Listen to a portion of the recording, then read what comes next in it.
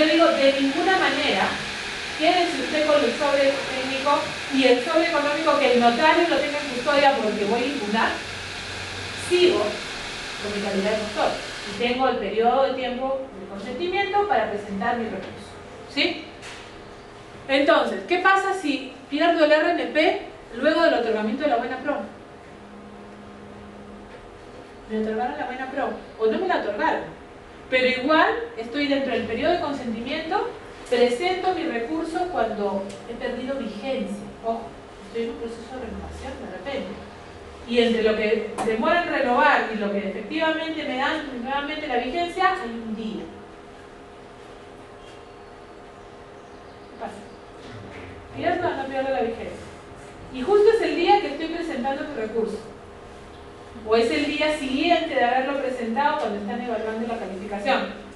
Suspendido, no está vigente. ¿Por qué pasa? Justamente cuando uno va a evaluar la procedibilidad, voy a evaluar si cumplo con el requisito de tener RNP vigente.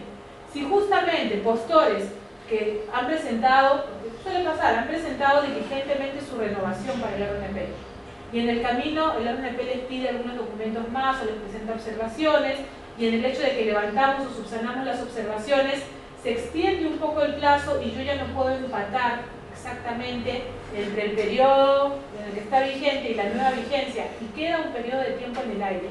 Y justo ese periodo de tiempo tiene que ver con la presentación del recurso. ¿Qué va a ocurrir?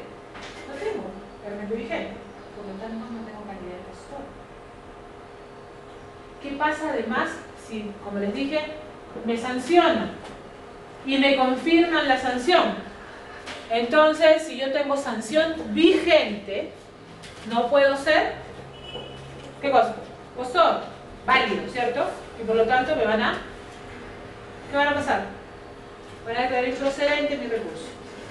Y por último, una vez que hemos evaluado este tema, nosotros vamos a tener que verificar y declarar, si somos la entidad y estamos dentro del órgano que califica, que el postor perdió su calidad de tal y por lo tanto no está legitimado para poder presentar su impugnación. Y esta tiene que ser declarada como improcedente sin entrar ya a discutir el fondo. Para la admisibilidad del recurso, ¿qué vamos a considerar? Vamos a tenerlo como no presentado. Ojo. ¿Sí?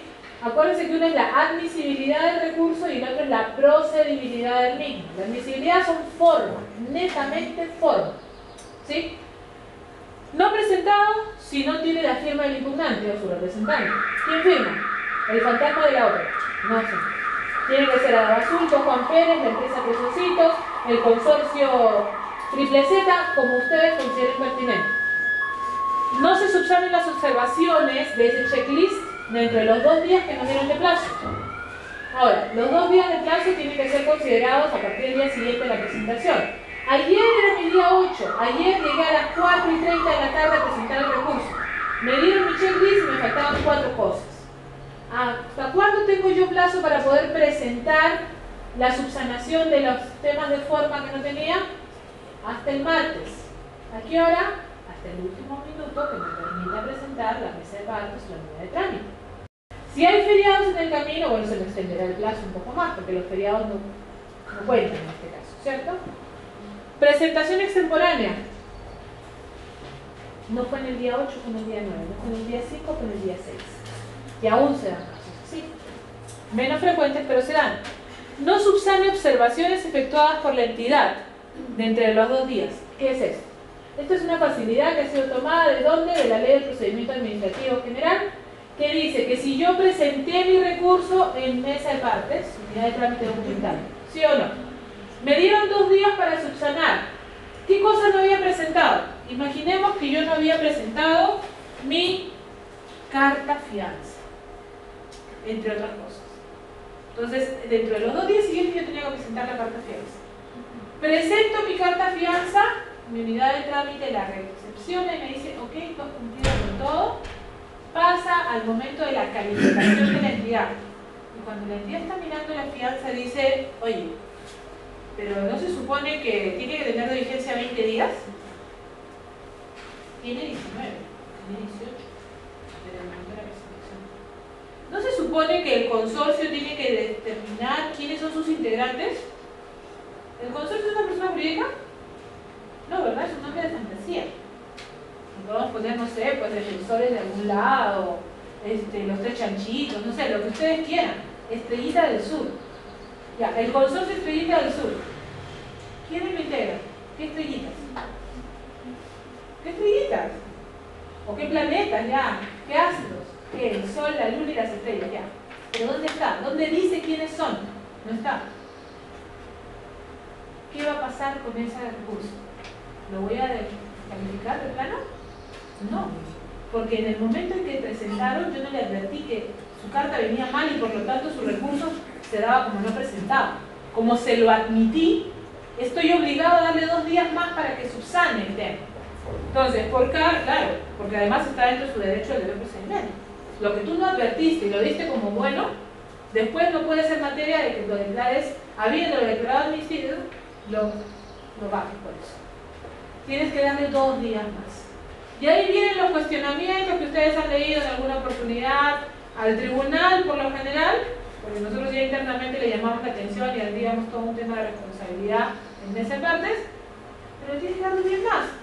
Les han dado irregularmente 4 días al postor para que regularice, hay un claro y evidente favoritismo, es ilegal, es irregular, antirreglamentario, el Tribunal de Contrataciones siempre, favoreciendo o no los malos funcionarios. ¿Qué pasó ahí? Que alguien no se dio cuenta, simplemente no leyó bien y nosotros no podemos dejarlo indefenso, tenemos que darle. Y adentro solucionaremos el problema de la responsabilidad.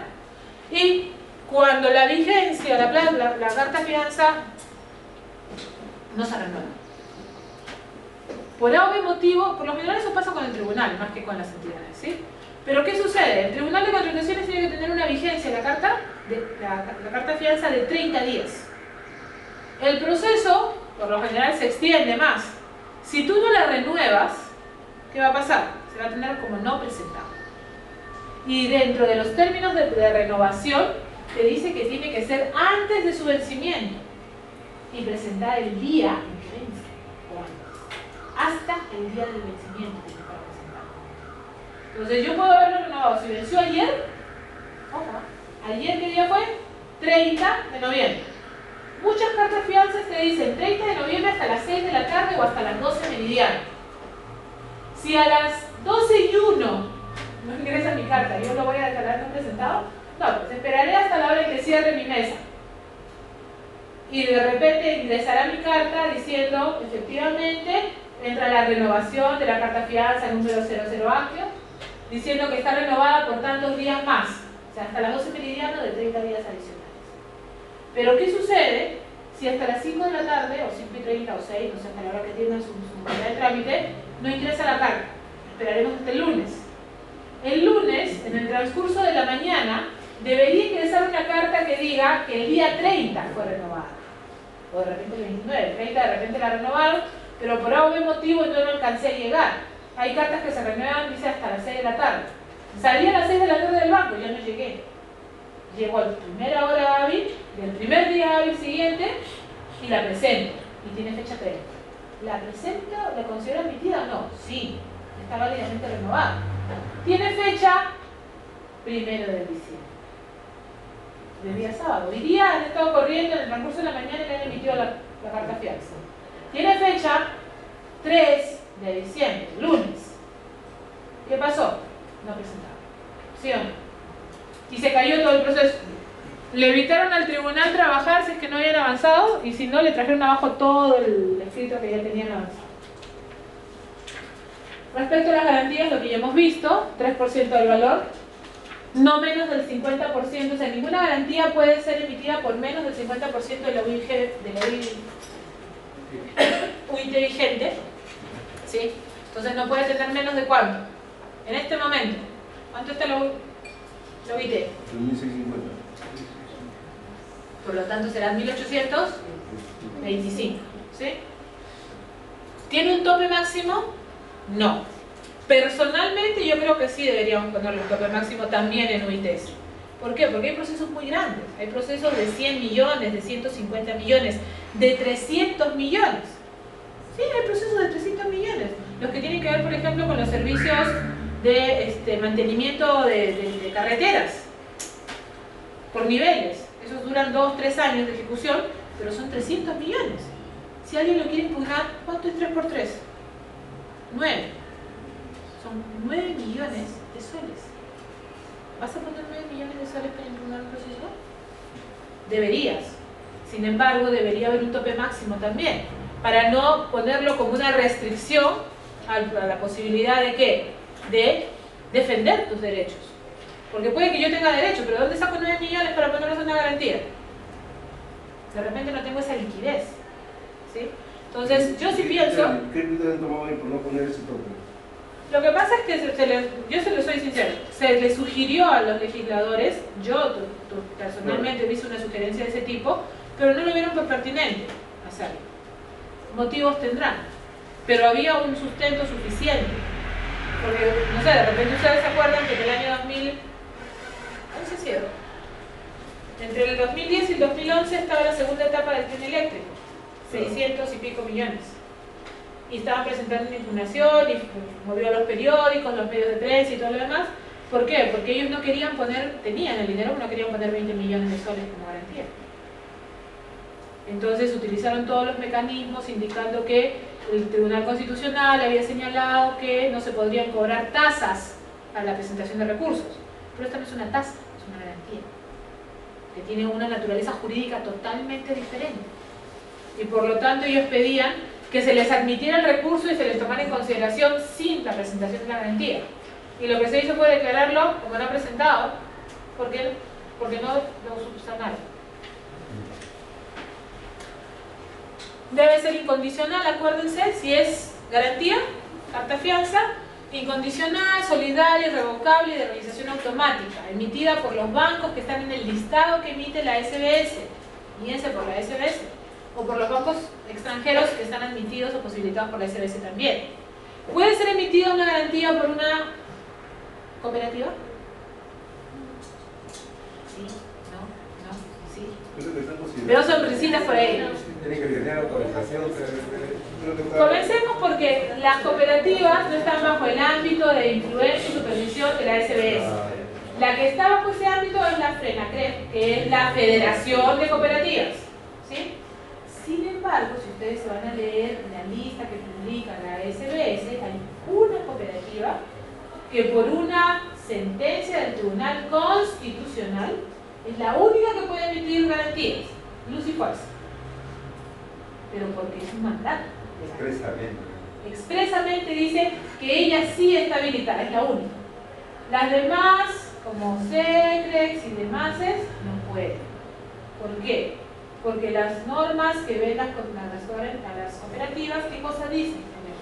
Dicen que pueden emitir garantías o fianzas para sus asegurados, no asegurados, perdón, para sus socios o asociados. Y hasta el monto total del 5% de su capital. ¿Cuánto capital tiene una cooperativa? Es muy raro que tengan 500 millones de soles para emitir garantías de 3 millones, 4 millones, 10 millones, ¿sí o no? Imposible. ¿Cómo lo hizo? Simplemente nos ateníamos a lo que la norma señala, que ellos no están dentro del listado que están señalados por la SBS. ¿Qué hacían? Interponían recursos de amparo. Y habían sentencias, y ustedes recordarán, los que hayan sido curiosos, que a la OCE, le llegó una notificación judicial de que tenía que poner dentro del listado, ¿qué cosa? Que una de estas cooperativas estaba, por mandato expreso, habilitada para emitir garantías.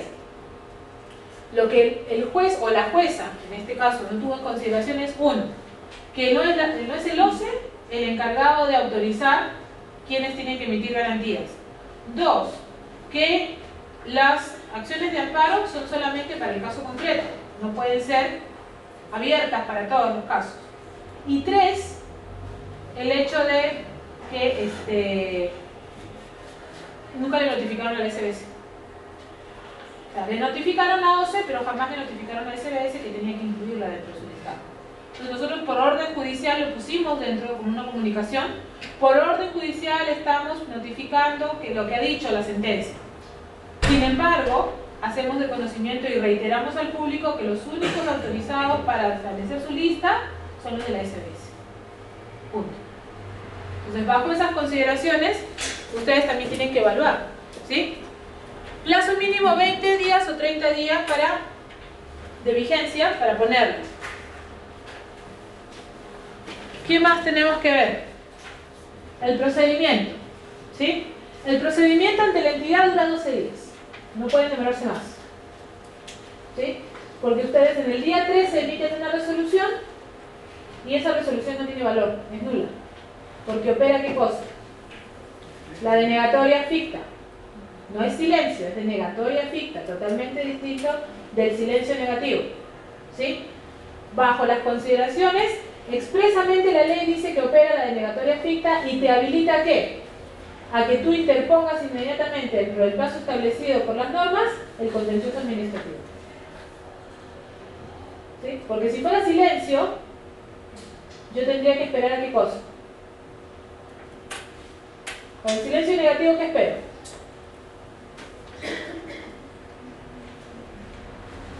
Imaginemos que yo puedo esperar eternamente a que el Tribunal de Contrataciones se pronuncie. ¿Eternamente a que la entidad se pronuncie? No. Tengo que considerar expresamente que me han dicho que no. Si me han dicho que no con la denegatoria ficta, yo tengo que operar inmediatamente mis plazos. ¿Para qué? Para accionar ante el Poder Judicial si es que lo considero pertinente. Entonces, trámite documentario, recibe su recurso. Lo evalúa, les dice que lo subsanen o se los admite si está completo. Una vez que pasó esto, lo traslada a los terceros y le dice al impugnado, defiende, haz tus escalos. Se absuelve el traslado y si es necesario se da audiencia pública si es que te piden uso de la palabra. Si no te piden uso de la palabra no hay audiencia pública, ¿sí? Sale el informe técnico legal y se emite la resolución. Si te piden el uso de la palabra, que por el 99.9% de los casos te lo piden, le das 10 minutos para que se explaye, ponga sus argumentos y se acabó. Y como te lo pide tú, o sea, te lo pide el impugnante, le tienes que notificar al tercero administrado para que el tercero también tenga la opción de hacer uso de la palabra, si es que quiere, porque obviamente está dentro de su derecho defenderse o cuestionarlo. El Tribunal de Contrataciones admite el recurso, o lo subsana y luego de esto lo admite, traslada a la entidad. ¿Para qué? Para que le envíen los actuados. Dentro de los actuados, ¿qué cosa hay? El expediente completo, que implica todas las actuaciones del comité especial y ¿qué más? Las propuestas, ¿sí? Para que sea materia de evaluación. ¿Qué más va a tener? El informe técnico legal de la entidad que ratifica la posición adoptada y la decisión del comité o lo modifica. Y yo he visto 50 y 50% de casos. Casos en los que le dice, en efecto, la entidad ha hecho una evaluación y está completamente de acuerdo con la decisión adoptada por el comité especial, y casos en los que dice, hemos revisado y tenemos que admitir que hubo errores. Y por lo tanto, consideramos que esto debería haber sido así, así, así, y terminan la plana completamente. Y esa es la posición de la entidad. Y a veces hemos tenido casos en los que viene el comité especial, tenemos un informe técnico que lo corrige y el comité especial es el que viene a informar y se ratifica la posición adoptada que fue materia de cuestionamiento. Era terrible, porque mientras tú tenías por escrito algo, en el informe oral tenías algo totalmente diferente. Y sobre eso hemos tenido que resolver muchas veces. Pidiendo ¿qué? A veces mayor información. ¿Y qué más tienen que contener los actuados que le pedimos? El cargo de notificación. Porque la entidad es la obligada a notificarle a los otros que participaron que se ha interpuesto un recurso y que por lo tanto están habilitados para presentar sus descargos o defenderse conforme ellos consideren pertinente. ¿Sí? Entonces, una vez que llegó y está completo el expediente técnico, pasa recién a la sala, al vocal al que se le ha asignado el expediente. La sala lo evalúa, revisa y si le piden audiencia, otorga audiencia pública. Si no le piden audiencia y considera que tiene todos los elementos para resolver, declara listo para resolver o expedito y tiene 5 días hábiles para pronunciarse vía resolución. ¿Sí? Si va a informe oral, de repente del informe oral pueden surgir algunas otras necesidades de información adicional. Y por lo tanto, al día siguiente de la audiencia tiene la posibilidad de pedir la información que requiera, si fuera el caso. Por eso es que a veces se va extendiendo el plazo. el tribunal para resolver. Y ojo, una vez que ya tiene toda la información, declara listo para resolver, igual tiene 5 días. Ojo, aquí hay que considerar algo que es muy importante. La norma en la modificación, bueno, hay un acuerdo de sala plena que te dice que todos aquellos puntos, que ha sido recogido ahora ya en el reglamento, que solamente son puntos controvertidos, aquellos que son materia del documento impugnatorio y de la contestación o descargo que hacen los terceros. En el camino yo no puedo meter más información, salvo que esté descubriendo algo que esté vinculado a documentación falsa, que sí tengo que hacerla de conocimiento del tribunal, y el tribunal tiene que pronunciarse sobre esa documentación falsa, porque de lo contrario lo pueden acusar de ¿qué? ¿Qué pasa cuando un funcionario público no alerta o pone en conocimiento al Ministerio Público de posibles actos delictivos? Omisión de funciones. Exactamente, omisión de denuncia y omisión de función. Vas contra el código de ética y un montón de cosas más. Entonces, si por algún motivo alguien toma conocimiento, habiéndose ya presentado la apelación y habiéndose presentado los descargos, de que hay un documento falso, lo comunica al tribunal y el tribunal no se pronuncia, es pasible de ser denunciado por omisión de denuncia. Y en algún momento, algún vocal del Tribunal de Contrataciones lo denunciaron así. Y no siquiera por no haber hecho eso, sino por decir, entidad, tienes que hacer fiscalización posterior e informarnos respecto de si efectivamente es un documento falso o no. Y esa fue su defensa al final. ¿Por qué? Porque lo estaban diciendo, tú no mandaste al Ministerio Público, no hiciste la denuncia. No tenía certeza o seguridad, tenía que esperar la evaluación directiva, pero tampoco tenía mucho tiempo para evaluar, no podía hacer que esto se demorara años. Y una vez que la entidad me manifestara si efectivamente había indicios suficientes o había verificado que era falso, yo te lo iba a mandar. Pero si lo conocemos, más vale pronunciarnos para que el Ministerio Público tome las medidas y ellos evalúen y vean si hay o no hay indicios suficientes, a no decir nada. ¿Sí? Entonces, la resolución que contiene los antecedentes del proceso, la historia, ¿sí? Cuando comenzamos, cuando convocamos, qué pasó, aquí me otorgué la buena pro. Segundo, la determinación de los puntos controvertidos definidos por los hechos alegados por el impugnante y por los traslados o los descargos hechos por los terceros que pudieran estar involucrados en el mismo.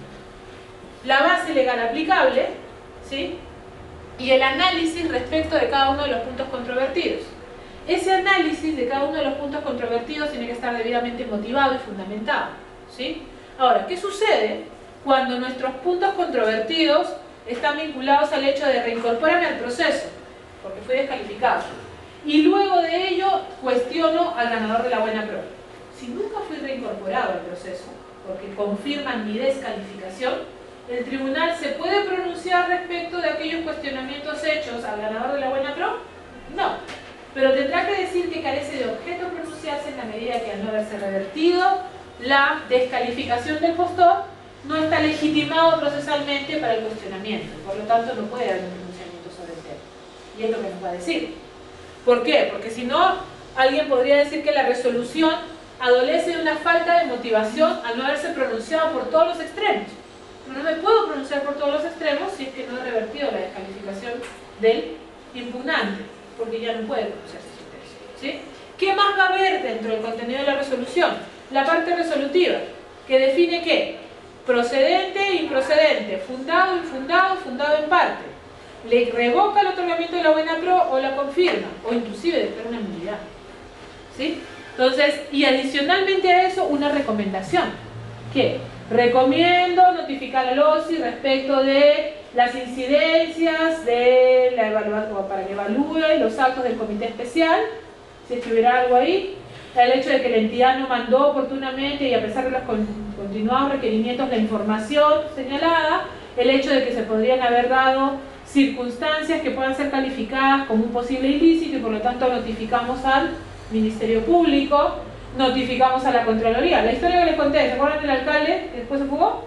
¿A dónde fue? Fue al OSI, a Contraloría y al Ministerio Público, con la recomendación por todo lo que habíamos encontrado en el camino. Y teníamos que hacerlo.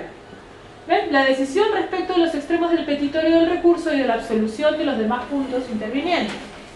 Si yo no los puedo absolver, tendré que definir por qué no puedo hacerlo. La conclusión, que son las formas como vamos a resolver, y las recomendaciones, ¿sí?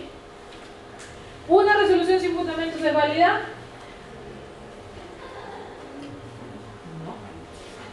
No. ¿Una resolución debe pronunciarse sobre todos los puntos controvertidos? Sí. En el caso que les digo como ejemplo, ¿puedo pronunciarme sobre todos los puntos controvertidos? No, pero tendré que señalar por qué no puedo. Porque legalmente no estoy habilitado a pronunciarme sobre ellos, en la medida que yo le estaría legitimando procesalmente al postor sobre algo que no puede hacer. ¿Sí? Entonces, acuérdense de eso. ¿Cómo resuelvo? Si me están cuestionando, me están diciendo que no hay, mejor dicho, ante la ausencia de requisitos, presento mi recurso y le faltan requisitos de admisibilidad o de procedencia, no subsana, o lo presenta de forma extemporánea, está cuestionando hechos no cuestionables, lo que corresponda, puedo declararlo como no presentado si es que no lo subsana, es no presentado, o puedo declararlo como improcedente porque la calificación ha advertido que está viendo sobre puntos que no son materia de cuestionamiento o no tiene legitimación procesal para cuestionarlos, ¿sí? Si el acto cuestionado es conforme a la norma de contrataciones, ¿cómo lo voy a declarar? Cuestioné mi descalificación y lo fundamenté en la ley de contrataciones, dije que la estaban vulnerando. No había vulneración tal. Es infundada la pretensión, ¿sí? Pero si sí hubo vulneración o transgresión de norma, o efectivamente el comité evaluó mal y le correspondía, o el documento estaba, de repente estaba desordenada la propuesta, pero el documento estaba dentro de la propuesta, es fundado, o fundado en parte, ¿sí? Si el acto cuestionado está directamente vinculado a la elaboración de propuestas, como les dije, le daremos la buena pro o le quitaremos la buena pro según corresponda. Si encontramos que hay vicios en el proceso, o vicios en las bases inclusive, ¿se acuerdan lo que les dije? ¿Qué hacemos? Declaramos la nulidad. Bajo esas consideraciones, probablemente lo que va a decir la resolución es lo siguiente: en la medida que se advierten vicios de nulidad evidenciados por A, B y C, es necesario que la entidad, o se dispone que la entidad retrotraiga el proceso hasta tal etapa, declarándose la nulidad del proceso, por lo que carece de objeto pronunciarse respecto de las pretensiones contenidas en el petitorio de ABCD y de los traslados a la contestación de los puntos de las pretensiones señalados por los terceros. ¿Por qué? Porque ya no puedo pronunciarme sobre ellos, estoy de una nulidad, carece de objeto. ¿Cuál va a ser la consecuencia de una declaración de nulidad respecto al tema de las fianzas presentadas? ¿Qué ocurre? ¿Ejecuto o devuelvo? Devuelvo. Si yo declaro la nulidad como tribunal o como entidad, le devuelvo su garantía al funcionario. Acuérdense de eso. Me puedo desistir también, señores, del proceso. ¿Me conviene desistirme del proceso? Cada asunto presenta su impugnación y en el camino, no sé, pues ya voy a viajar a otro país, ya no, Dios sabe para qué me voy a pelear con la entidad, con el Estado, con el impostor. He encontrado la paz, me he convertido a Hare Krishna, no sé, algo pasó en el camino. Ya no quiero pelear. Viene Navidad, quiero estar tranquilo. Me recomiendan que me desista. Para desistirme, ¿qué voy a hacer? Voy a presentar un escrito de desistimiento con firma legalizada ante notario. Perfecto, va a decir el tribunal o va a decir la entidad, te desististe. Entonces devuélveme mi garantía. No. El ejecuto, pero también me dice que me van a ejecutar. ¿Y dónde va a quedar mi viaje a visitar al Dalai Lama para renovar mis votos de paz? Voy a voltear y voy a mirar a que me recomendó que me desistiera. ¿Qué pasa con el desistimiento? ¿Me puedo desistir hasta cuándo? Hasta antes de que el tribunal declare expedito para resolver o la entidad esté a punto de resolver, ¿sí? Pero después de eso ya no procede el desistimiento. Y además no me van a devolver mi garantía. ¿No? La garantía, cuando uno se desiste, se la van a ejecutar, ¿sí? Y yo he visto 2 desistimientos en el tribunal y decía, ¿cómo es posible? ¿Quién le ha dicho eso? O sea, más allá de que pudiera tener o no razón, se estaba desistiendo y eran garantías de 70.000, 80.000 soles. Dios, me dolía a mí de decir sí, se declara desistido. De verdad, a mí me dolía en el alma tener que hacer eso. Ahora le estás dando cuenta de lo que estás haciendo.